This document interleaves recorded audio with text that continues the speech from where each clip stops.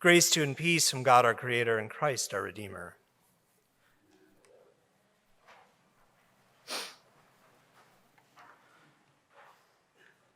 You can tell that Melanie is starting to have an influence on me because I want to share with you a poem today by William Carlos William.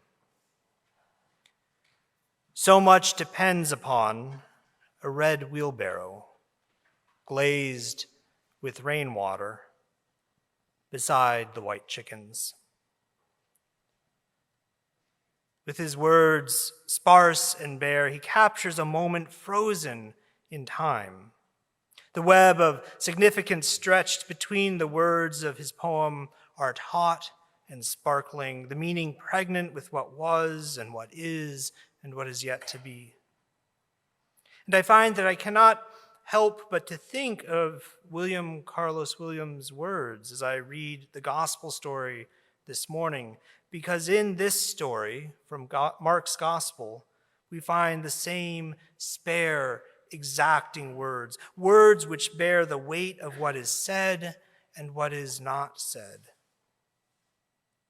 The donkey waiting, exactly where Jesus told the disciples it would be.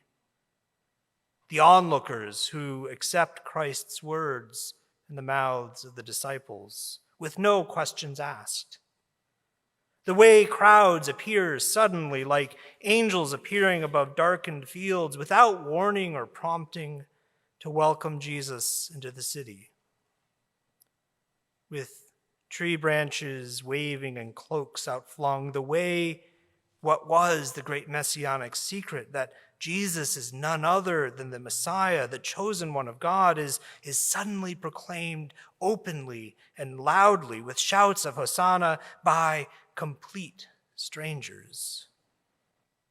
Even the ending, with Jesus alone in the temple, taking it all in before retiring for the night. Time in this narrative flow has the suspended, surreal quality. Things are happening now, events unfolding without explanation. Above it all, an air of inevitability drives it forward. The significance of the moment feels almost like it is bursting at the seams. The meaning of what was and what is yet to be is almost too much for these spare words to bear. The words themselves strike out and caress the truth, but they cannot contain it. There's a miraculous quality to the story of Jesus' triumphal entry into Jerusalem, but it's hard to put our finger on. After all, so much of the story feels surreal, yes, but nothing in it on its own feels like a miracle. It's only when we step back and take in the fullness of the story that it begins to become clear. As Michael Battle notes, the miracle of Jesus riding in on a donkey is the miracle of God's complete attention. In the pageantry of the event, in the words that strike into the very heart of the matter, we cannot help but feel our attention drawn in. We cannot help but be pulled into what is unfolding before our eyes. And looking there, we find that it is God looking back at us.